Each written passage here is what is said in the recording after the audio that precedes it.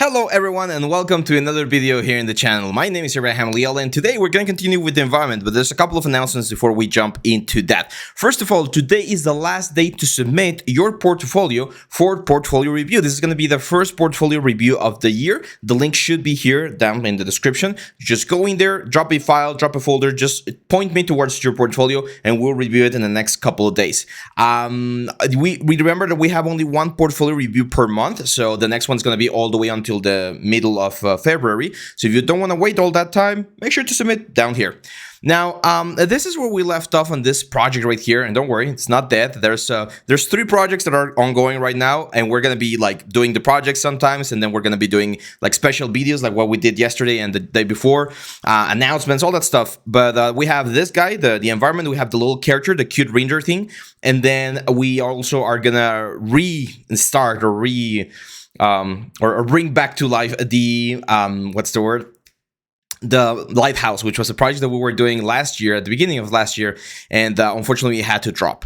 So the first thing I'm seeing here, one of the things that's really bothering me about this render right now is the fact that we don't have this very nice reflections on certain parts of the element. Now, we are going to be talking about texturing later on, but it is important that we will get a nice we get close to what we're expecting to have right here. So the reflections that we see here, this guy right there, and this guy right here on the top, those are coming from this bending machines with very, very strong lights on the back.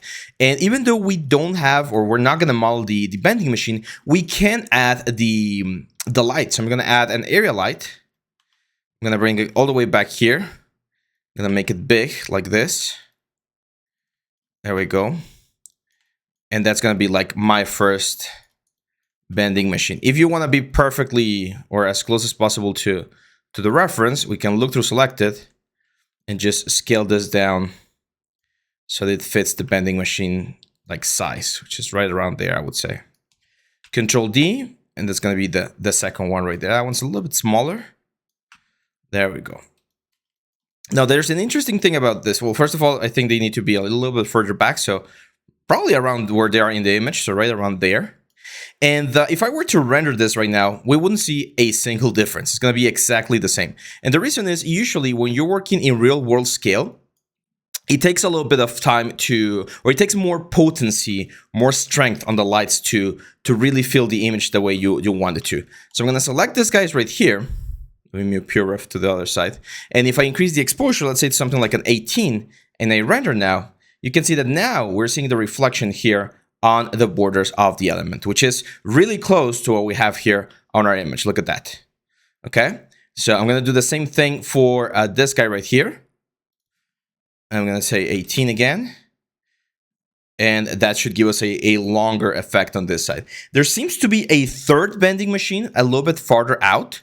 It's this one right there. So I'm going to duplicate this guy and move it to the side. And that should give me like a little bit of extra reflection, probably around there. But as you can see, we're matching the reflection quite nicely. See how many panels are being illuminated right here and how many we're getting here. So not bad, I would say. Not bad.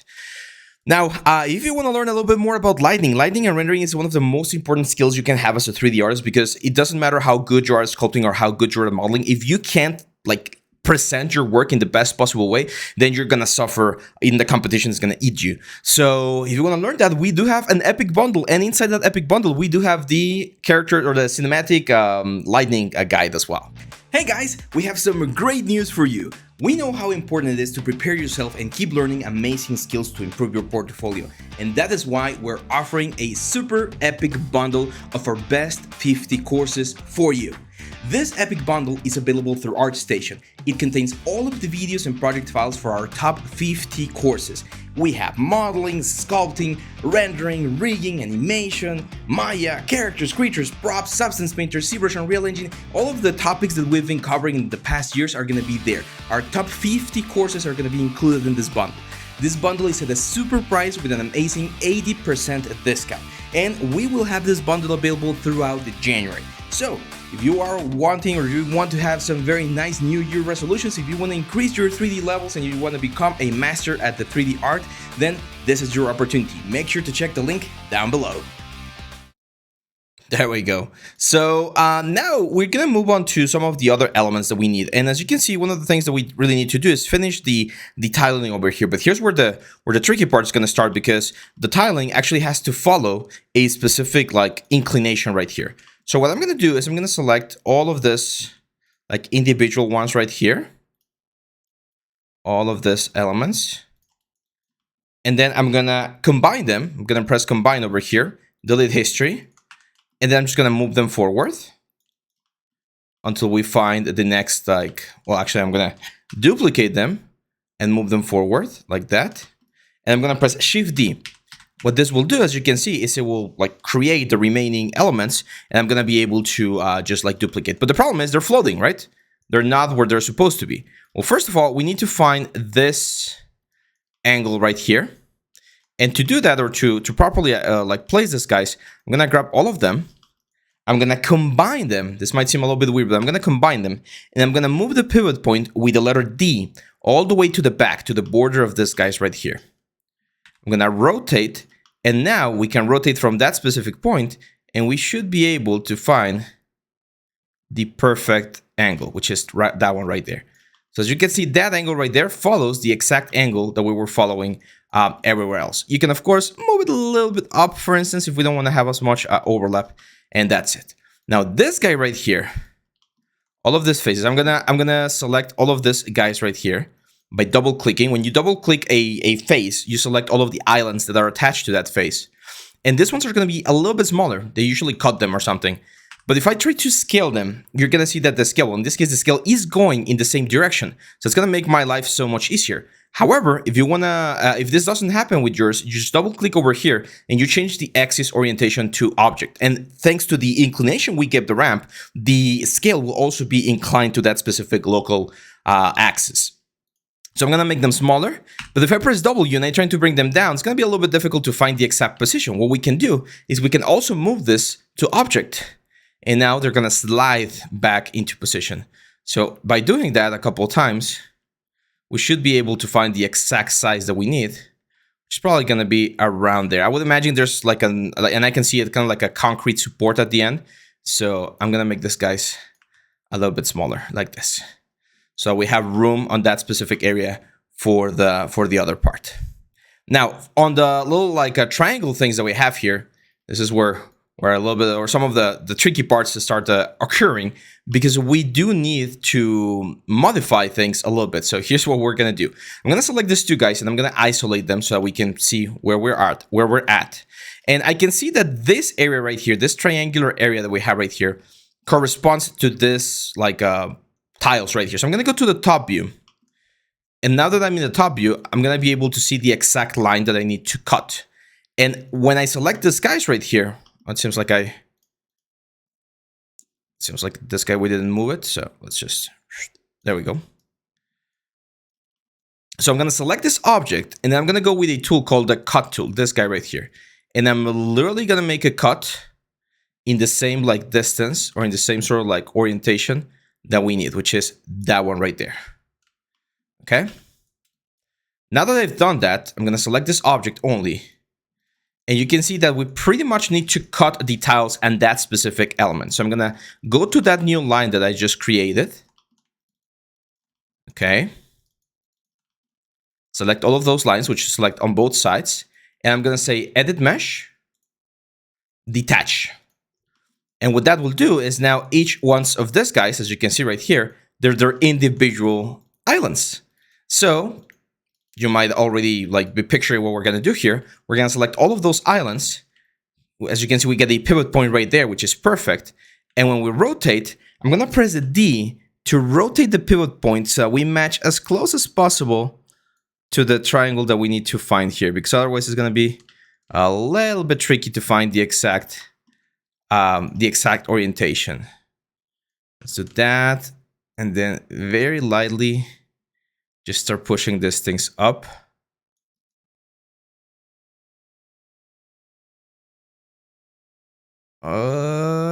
There we go. That's a little bit better. And then we double jump, just gonna push them up a little bit. And that's it. So as you can see, we've successfully cutted the tiles, and we've placed them where they're supposed to be, which is what you would normally do when constructing a floor or something like this. Now, I'm gonna displace them just a little bit forward.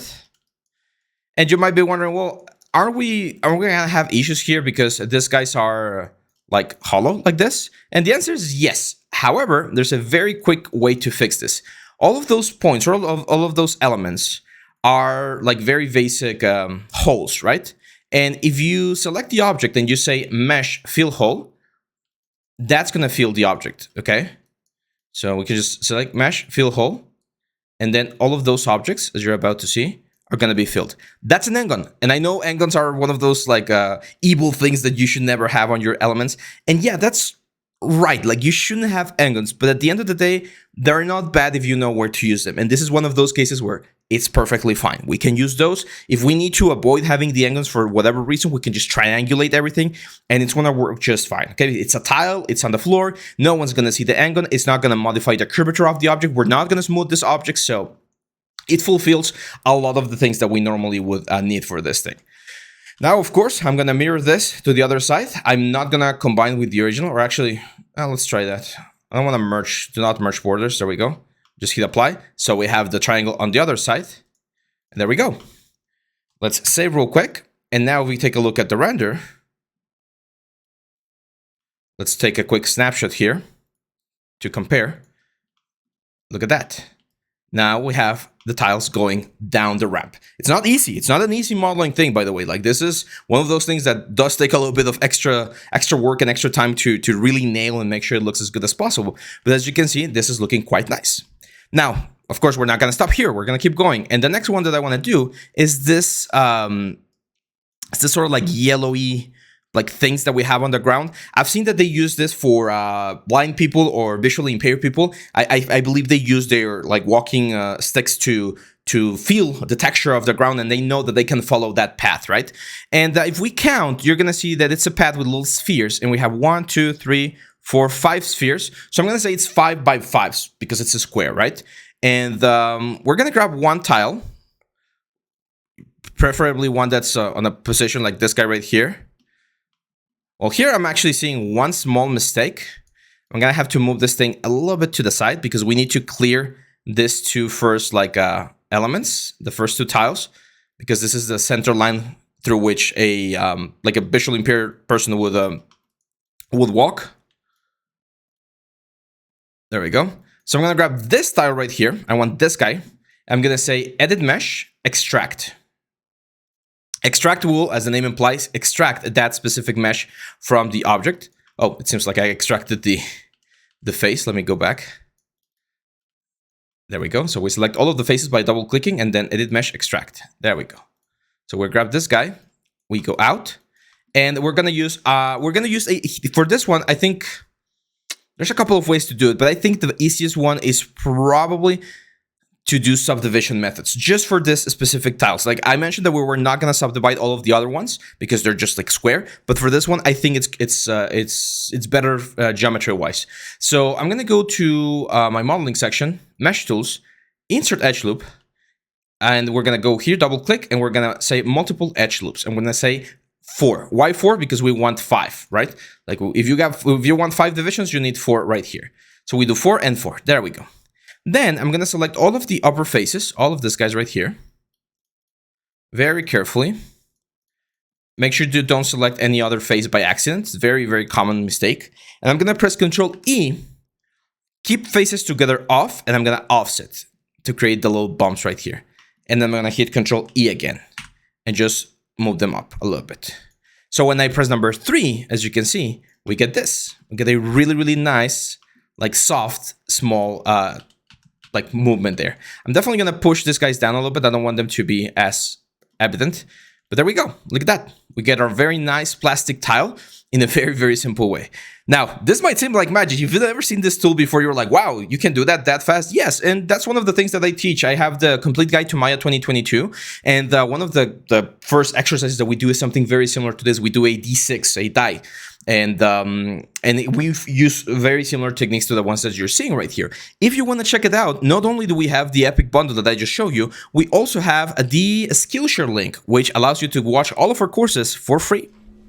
Hey guys, Abraham here. I just wanted to remind you guys that we upload all of our courses to Skillshare. Skillshare is this amazing site where you can access a ton of different content to learn, improve, and grow as an artist. We have all of our courses available to watch and learn from right now in Skillshare. You can check the description down here, and Skillshare is offering 1 free month trial to their premium membership. With this membership, you're going to be able to access all of our courses and watch and learn all of the amazing things that we cover with all of the softwares. So, what are you waiting for? Check Skillshare down here below. There we go. So now that we have this, our next goal is, of course, to replace all of the little like walks or walkaways that we have right here with the new ones, with this new elements right here. So I'm going to focus on this guy, or I'm going to start with this guy. And what I'm going to do is I'm actually going to go to the ones that we don't need, and I'm just going to delete them. So it's one to the side, actually, because that's the one that's aligned to that guy. So it's this guy, and then this guy. And we delete this guy, and we have, as you can see, 4. So, well, we have that one right there, and then 1, 2, yeah, probably like 6, like this. So that they know that this is where the walkway starts. I'm actually gonna go one further, just because I think it looks nicer. And there we go. So this guy, of course, we're gonna center the pivot point.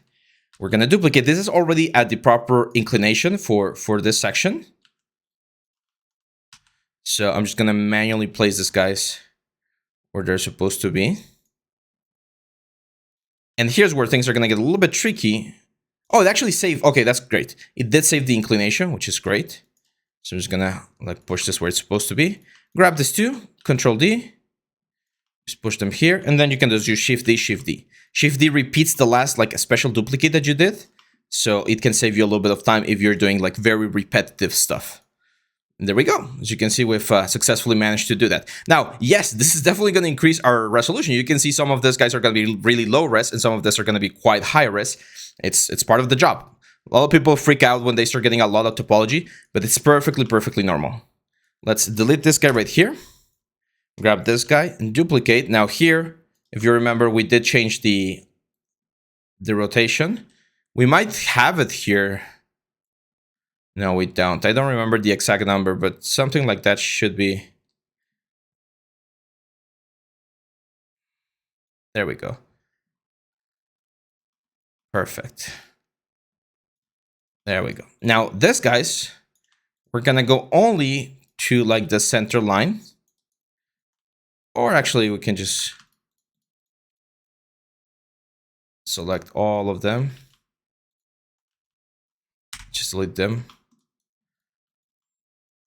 I'm going to go to the top view. Where's the center line? Okay, yeah, so the center line is right around here. So I'm going to say Control D, move it, and then Shift D. And as you see, each time I do Shift D, it just repeats the last movement. So it pretty much matches everywhere. Let's go back here to the... it's gonna be a little bit difficult because we don't have an exact center, to be honest. Okay, so we have a little bit of a problem here. Look at that. So yeah, this is one of the issues with duplicate special. What's happening here is it seems like we didn't like get the exact like curvature here. So I'm gonna freeze the transformations so the things are like properly laid out. I'm gonna change this to world, and now I'm gonna do the duplicate special, because what was happening there before is it was very few degrees, but every time we were doing a degree, it was pushing it up, or it was kind of like pushing it rotating it up a little bit. So let's go until where we stopped. Okay, now as you can see there, the problem that we have is that the size is not perfectly lining up. So that's an issue. It's definitely an issue. I'm gonna have to go back and see where it is being displayed. It's probably the first one. It's probably... Okay. So I'm gonna duplicate this guy really close to the first one, so that when we do Shift D, things are close to each other. See, now there again, things are getting a little bit far apart. I'm gonna push it just a little bit to compensate. There we go. As long as it's like close, I think it's gonna be fine. I'm just pressing Shift D here. Now we've arrived to the final part of this thing. Now, here's a big question. Should we do the same ramp thingies on the backside here? And the answer is, it depends. Do we see them? If we don't see them, it could be debatable whether we add it or not, because if we're only focusing on one render, which is what we want to do, we might not need to add it.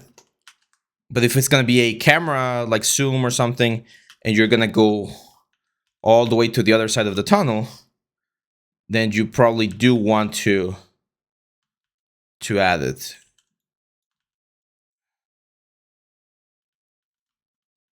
So that's where it stops. Let's take a look at the render now.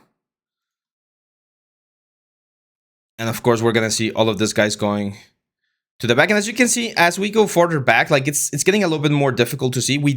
The angle doesn't really help. So I think we can get away with not doing it. But what I am going to do here is I do want to duplicate all of this section right here. So I think I can press Shift, Mirror, World X negative, or actually World Z negative, and hit Apply. Oh, that's World. Okay, no, it's not World then. So I'm going to have to Control D then. Just move it to the back side here and rotate 180 degrees. And technically, since the first one, actually,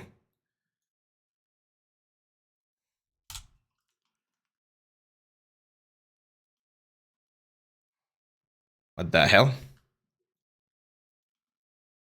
180 degrees. Oh, it seems like oh yeah, of course. So here what's happening is the rotation that we had on the x-axis is going to be flipped as well. So we might just need to play around. And it seems like my size is actually a little bit off as well. Shouldn't be that much of a problem. Again, we just match it as close as possible. Like that. And we can scale this. It should give us something really close to it. Oh, you know what happened here? It seems like I didn't mirror the like the sidewalk, the original sidewalk. At some point, like, or for some reason, this is not the exact one. But that's fine. So let's render this. And there we go. So now what I'm going to do is I'm going to select this guys right here, which should be pretty much in order. Pretty much all of these guys should be there. Oh, almost all. Okay, so should be all of these guys. There we go. And that guy. Right click, assign new material, Arnold, AI standard surface. And we're gonna, of course, delete history. We need to rename this. Let's call this floor spheres. Never use weird symbols or anything. That's really harmful for the whole thing. And now we sample the color, which is sort of like yellowish color. It's definitely rough. It's like plasticky rough. Probably a little bit lighter. There we go. Let's give it a shot. Look at that. Nice, right? Not bad. Not bad. I think a little bit rougher maybe. There we go. So with that, we've successfully added this, again, this visually impaired thing that people might use for as an assistance, or as a, yeah, just to help themselves. And I think we're in a really good position now. In regards to the most important architectural things, I think we're not, I wouldn't say done, but we're in a really good position. We need to finish this like bricks over here, but everything's fairly square. And we can start adding more stuff. I'm just gonna add one last thing. This is one of the elements that I teach in the cinematic lighting course, and this is immediately gonna make things look like super creepy and super nice. Let's save real quick, and I'm just gonna add some fog. So I'm gonna go Arnold Renderer, Environment. We're gonna add an atmosphere, and we're gonna add the fog, AI fog. So if we render now, by default we're not gonna get anything, right? It's exactly the same. There we go. Let's go shot cam. That thing, that's really weird. Let's increase the fog right there. There we go. So that's the fog. The fog is one of the things that we can do. I actually, now that I think of it, I don't want to use the fog. So I'm going to go here, right click, and I'm going to say break connection. Instead of the fog, I want to use the atmosphere volume. Yeah, that's the one that I want. Fog is cool, but it works better with like super big shots. When it's such a small shot like this, it gets a little bit tricky to control. So let's render again. There you go. As you can see, we see absolutely, oh, there we go. Shot cam. We're going to see absolutely nothing. Why? Because there's no density. But if we bring the density to 1, you're going to see that it's way too much. Let's bring this down to like 0.1 or like 0.01. And things start looking a little bit spookier. 0.001 is usually what I'm going to use. There we go. Look at that. So now we get this very spooky vibe. And we can change the color. I can see that the color in the image is like slightly greenish. So I'm going to go for like a desaturated green color. And that's going to give it, again, sort of like spooky vibe. I'm going to go a little bit more to the yellows. And I might even go like lower. I'm going to go 0.0005. I know that it doesn't seem like it's reading, but it's actually reading it. So you can go really low even if you don't see the display. That way we're also going to be hiding, as you can see, some of the elements on the back. And yeah, there we go, guys. I think this is a good what's the word? A good improvement from the last video for this part. I think this is this part 2 or 3 or 4? I don't know, but for this part, I think this is a good movement. So I'm gonna stop it right here, guys. And in the next one, we're gonna take a look at some of the texturing. I think we can jump onto a little bit of texturing. You're gonna see how much that helps with overall things. You might say, well, but we're still missing a lot of modeling and stuff. Yes, I know we're still missing a lot of modeling, but even if you are not finished with modeling, you can start texturing certain things that you know are pretty much done. And when you do that, the scene is gonna start looking better and better. This is one of the things about the 3D. Once you start like doing those progressive advancements, it usually gives you an easier way to explain to a client, for instance, how things are looking and how things are progressing. Because it's very common that people wait until the very end to show someone the result. And if you don't have like constant feedback throughout the way, people might not like the final result, the end result. So it's always important to show progress to your clients. So yeah, that's pretty much it for this one, guys. Make sure to get to this point if you are following along, and I'll see you back on the next one. Bye-bye.